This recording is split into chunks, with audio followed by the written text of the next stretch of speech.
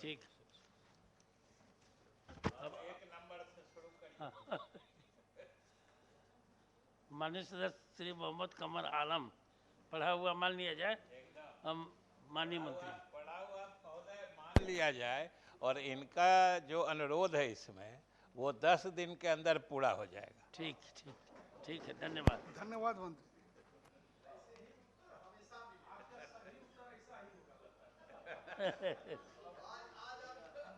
और कौन है? हाँ, 10वां है माननीय सदस्य प्रोफेसर संजय कुमार सिंह, केदारनाथ पांडे जी, संजय कुमार सिंह। पढ़ते महोदय, बड़ा गंभीर मामला, पढ़ा हुआ मान लीजिए, समय का तगाजा है। बड़ा गंभीर मामला है महोदय, बहुत गंभीर मामला है। कई बार सवाल उठे हैं, ये पढ़ने से गंभीर हो जाएगा। आपने तो दे दिया सरकार उसको। चलिए महोदय ठीक ही कहा है माननीय सदस्य ने, गंभीर मामला है, कई बार उठा है जी। तो एक प्रश्न कितनी बार उठ सकता है, इस पर भी तो कोई फैसला लेना होगा। लेकिन समाधान अभी नहीं होता। तो कई बार आया, समाधान नहीं हुआ महोदय। इसमें जवाब समाधान नहीं होगा तो बार बार उठेगा ही महोदय। महोदय उठता इसलिए है कि आप अपनी इच्छा का उत्तर चाहते हैं और हम सरकार के नियमों का उत्तर देते हैं, दोनों में अंतर होता है, इसलिए उठते रहता है। महोदय बात पुरानी ही है, कहानी पुरानी है, उत्तर आधा पुराना है, नया में सिर्फ इतना है कि हम 1 महीने में अंतिम निर्णय लेके सूचित कर दें। Thank you. ठीक है, हो रहा है महोदय। डॉक्टर संजय 69 कुमार भी थोड़ा पॉजिटिव होगा, पॉजिटिव होना चाहिए। नहीं, माननीय मंत्री कह रहे थे कि बार बार मन के अनुसार नहीं होता है। हम लोग इस प्रश्न में जो है सरकार के इच्छा के अनुसार हम लोगों ने कागज पत्र उपलब्ध कराया। सरकार ने उसमें कहा था कि ये जो टीचर हैं ये कन्फर्म कॉलेज सर्विस कमीशन से नहीं है, इसलिए इनका पेमेंट रोक दिया गया। नहीं, पुरानी बात नहीं, उसको उसमें ये एक हटा दीजिए, 6 बचे हुए हैं। वो छोड़ के रास्ते में है, इसलिए हम लोग ऐसा नहीं है, पॉजिटिव विचार और सब चीज पूरा करने के बाद हुआ कि फिर सिलेक्शन कमेटी से इनका कंफर्मेशन कराइए। माननीय मंत्री जी भी चाहते हैं कि बार बार ये नहीं आवे। हम इतना जरूर करेंगे कि अंतिम निर्णय लेने से पहले माननीय सदस्यों से भी बात करें। ये बहुत अच्छी बात है, बहुत अच्छी बात है। ठीक है, माननीय सदस्य डॉक्टर संजीव कुमार सिंह। तो शून्यकाल को ध्यानाकर्षण में परिवर्तित किया गया था, पढ़ ही दिया गया था। हाँ, पढ़ दिया गया। और महोदय ये प्रश्न जो पिछले बार बात हुई थी, जो कई बार उठा है, हाँ। हम समझते हैं कई बार उठने के रिकॉर्ड को, पिछले प्रश्न में जो रिकॉर्ड होगा उसको भी ये प्रश्न तोड़ता है। अच्छा। ये इतनी बार उठा है ये प्रश्न। लेकिन अब सदस्यों का दिल मत तोड़िए। और महोदय इसके बारे में भी बात लगभग पुरानी ही है जी, कि आप 599 सब हमारे माननीय सदस्यों को भी याद है। हम लोग को शिक्षा विभाग में भी इस प्रश्न का उत्तर कई दफ़ा हम लोगों ने दिया है महोदय।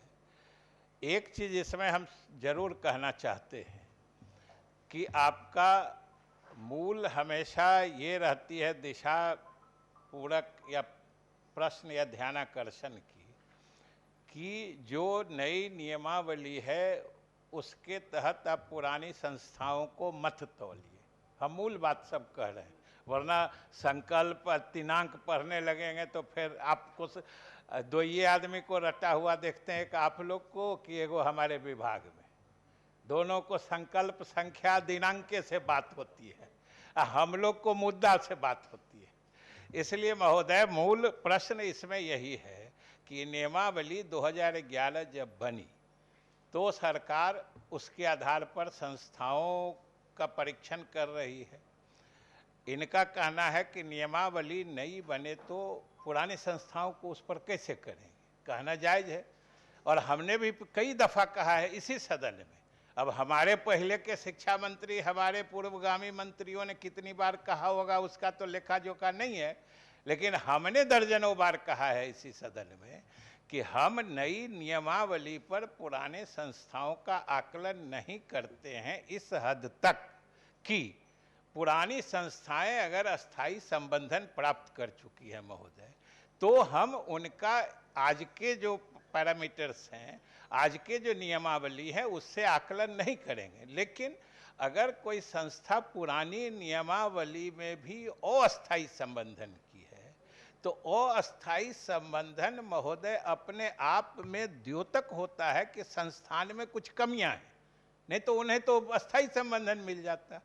तो जो संस्थान पहले के नियमावली के हिसाब से भी कुछ कमियां व्याप्त थी जिन संस्थानों में, वो उन संस्थाओं को हम ये छूट कैसे आज के माने नियमावली में नहीं कैसे देखेंगे? जिनको अस्थाई नहीं है उनको तो फिर आज के तिथि में जो हम लागू किए हैं उसी पर आना होगा, क्योंकि आज के नियमावली जब नहीं लागू था उसके पहले जो उनको अनेक वर्षों तक वो अवसर उपलब्ध थे, अनेक वर्षों तक जब वो अस्थाई संबंधन ले सकते थे, वो अवसर उन संस्थानों ने गंवा दिए। जब सरकार नई नियमावली बना दी है तो ये बात सही है कि पहले जिनका स्थायी है हम लोग नहीं लागू करें। और महोदय, इससे भी अधिक हम आसन के माध्यम से सदन को अवगत जो सबसे नवीनतम उच्च न्यायालय का आदेश और डायरेक्शन विभाग को मिला है, एक दिन शायद पहले भी हमने जिक्र किया था, जिसकी चर्चा और बहुत सारे मामले न्यायालय में जाते हैं। अब न्यायालय ने साफ विभाग को आदेश दिया है कि आप रेगुलर इंस्पेक्शन करते रहिए। अगर एक बार कोई संस्थान इतने शिक्षक, इतने कमरे, इतने डेस्क बेंच या ये सब देख के मान्यता ले लेता है और 2 साल के बाद शिक्षक नहीं रहते हैं, उपस्कर नहीं रहते हैं, तो इसका ये मतलब नहीं है कि उनका निरीक्षण नहीं होगा।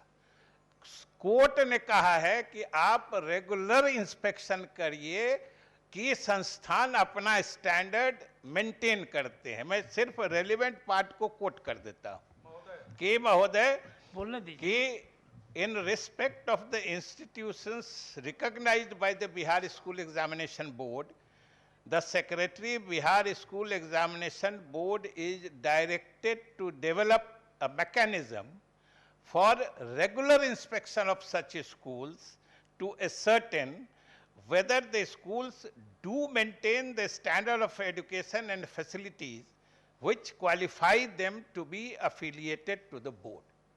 अगर आपने जो फैसिलिटीज या जो स्टैंडर्ड बता के एक बार एफिलिएशन ले लिया है, बोर्ड को कहता है, विभाग को कहता है कि आप रेगुलर जांच करिए कि वो मेंटेन हो रहा है कि नहीं, और उसके बाद it will be obligatory for the board to take all effective steps including cancellation of affiliation in accordance with the statutory provisions if such schools do not satisfy the requirement for affiliation. इससे ज्यादा specific order क्या होगा? हालांकि महोदय ये नहीं है कि कोई हम लागू करके रोज इंस्पेक्शन करने जा रहे हैं, लेकिन जहां तक निरीक्षण या नियमावली बनाने की बात है या स्कूलों मैंने इस तरह के संस्थानों के जो मतलब फैसिलिटीज हैं, वहाँ पर जो सुविधाएं हैं उसको जांचने की बात है, तो सरकार के अधिकार को मतलब चुनौती देना अब कोई मतलब वांछनीय नहीं है। सरकार को हमेशा जांच करने का अधिकार है। ऐसा नहीं है कि एक बार कोई जांच कर दिए और मान लीजिए कि शिक्षक सभापति महोदय, नहीं सभापति महोदय, एक मिनट मान से मैं बहुत ही आदर के साथ आपके माध्यम से माननीय मंत्री महोदय से जानना चाहता हूं। एक है परीक्षा फल आधारित अनुदान और दूसरी है संबद्धता की शर्तें। तो संबद्धता टीचर को दिया जाता है या शिक्षकेतर कर्मी को दिया जाता है या शिक्षक को दिया जाता है कि संस्थान को दिया जाता है? संबद्धता संस्थान को दिया जाता है और वेतन रोका गया है शिक्षकों और शिक्षकेतर कर्मियों का, और वो भी 427 संकल्प जो निकला है राज्य कैबिनेट के निर्णय के आलोक में, वो 4/7/2020 को निकला है और रोका गया है शैक्षणिक सत्र या परीक्षा सत्र 2016 से। महोदय, 5 साल का अनुदान संस्था के संबद्धता के नाम पर शिक्षक और शिक्षकर्मियों के पेट पर लात मार करके रोका गया है। मेरी आपत्ति स्पेशल महोदय समय महोदय राज्य सरकार को सही में अधिकार है, माननीय न्यायालय ने अगर कहा है तो वो ठीक है, लेकिन निगरानी का तो अधिकार है ही, निरीक्षण का तो अधिकार है, निरीक्षण की बात नहीं है। माननीय मंत्री महोदय ने इसमें जो कोट किया माननीय उच्च न्यायालय का आदेश, न्यायाधीश, वो इस प्रश्न से संबंधित नहीं है, वो तो राज्य सरकार का सर्वाधिकार है। मैं सिर्फ कह रहा हूं जो कि संबद्धता की शर्तों पर पुराने 4 वर्षों से 5 वर्षों से जो भूतलक्षी प्रभाव से जो 5 वर्षों का वेतनानुदान रोक दिया गया है, क्या यह उचित है? क्या यह मानवाधिकार का हनन नहीं है? क्या यह नैसर्गिक न्याय के विपरीत नहीं है? महोदय सारे आश्रित जो हैं शिक्षक और शिक्षक कर्मियों के महोदय, वो आर्थिक परेशानी से जूझ रहे हैं महोदय, इसको गंभीरता से लिया जाए। पहले का वेतन राज्य सरकार के कैबिनेट के आधार पर ही वित्त रहित से वित्त सहित किया गया था, ऐसे नहीं किया गया था, और उसके लिए सक्षम और अनुमान्य मानते हुए किया गया था। ठीक, मानिए बिल्कुल। मंत्री महोदय का जो जवाब आया है, हमको हम जो पूरक समझ रहे हैं मिलता जुलता ही होगा। उसमें एक सवाल संजीव श्याम सिंह जी, मैं इस पर है कि बिल्कुल इसमें जो ध्यानाकर्षण है व्यक्तिगत सत्रों के अनुदान की बात है, और 2008 का संकल्प है कि परीक्षा फल आधारित अनुदान दे होगा। जब 20 तक 21-22 तक की परीक्षा फल प्रकाशित है, जो शिक्षक पढ़ा चुके उस आधार पर परीक्षा फल घोषित हो गया, उसके अनुदान को रोकने का तो उस जांच के नाम पर कोई औचित्य ही नहीं है। कोर्ट का आदेश, जांच करे सरकार, जांच हो, हम स्वागत करते हैं, हम सहयोग करेंगे, लेकिन व्यक्तिगत सत्रों का अनुदान भुगतान करे, इस पर गंभीरता से विचार करे विभाग। महोदय, माननीय मंत्री जी, अरे ऐसे प्रश्न पर आप लोग मतैक बना के एक आदमी क्यों नहीं बोलते? हम जो बोलना चाह रहे हैं, माननीय मंत्री महोदय ने कहा कि संबद्धता उपविधि 2011 के तहत जांच की जाएगी। जांच के खिलाफ हम लोग कभी नहीं है, और पहले भी सरकार ने जब बिहार इंटरमीडिएट एजुकेशन काउंसिल को ख़त्म किया और बिहार भी परीक्षा बोर्ड को बनाया और उसमें सारे इंटरमीडिएट के कॉलेज को लिया, तो उसमें ये कहा कि हम अनुदान देंगे लेकिन हम आगे जांच करेंगे। लेकिन पॉइंट आउट हम ये करना चाहते हैं कि संबद्धता उपविधि जब बनी, उसमें ये है महोदय कि जांच के उपरांत जब हम संबद्धता देंगे तो उनको हम अनुदान नहीं देंगे। ये उसमें टर्म एंड कंडीशन है महोदय, एक टर्म एंड कंडीशन ये है, और ऐसा हुआ है, आपको भी मालूम है, गणिनाथ कॉलेज को। ठीक है, ठीक, बोलने दीजिए महोदय। इसमें 2-3 बातें हैं। एक चीज तो हम शुरू में ही स्पष्ट कर दें, जो संजीव जी ने कहा बात वो बिल्कुल सही कह रहे हैं कि संबद्धता अलग चीज है, अनुदान अलग चीज है। संबद्धता संस्थान को मिलती है, अनुदान शिक्षकों को और कर्मियों के लिए दी जाती है। लेकिन ये दोनों विषय क्या आपस में संबद्ध नहीं है? जो किस संस्थान के शिक्षकों को अनुदान दिया जाएगा? जो संस्थान संबद्ध ही नहीं है उसके शिक्षक को अनुदान दिया जाएगा? ये और महोदय और मंत्री बोल रहे हैं तो बीच में नहीं खड़ा हुई आप लोग। और महोदय बिल्कुल सही है कि संबद्ध, और ये स्पष्ट नीति है कि संबद्ध विद्यालयों के शिक्षकों को ही अनुदान दिया जाएगा। जो संबद्ध ही नहीं है उसके शिक्षकों को कैसे अनुदान दिया जाएगा, जहां जो बोर्ड से नहीं? अच्छा, पहली बात। दूसरी बात, दूसरे महोदय, 2:30 अपराह्न तक के लिए स्थगित की जाती है।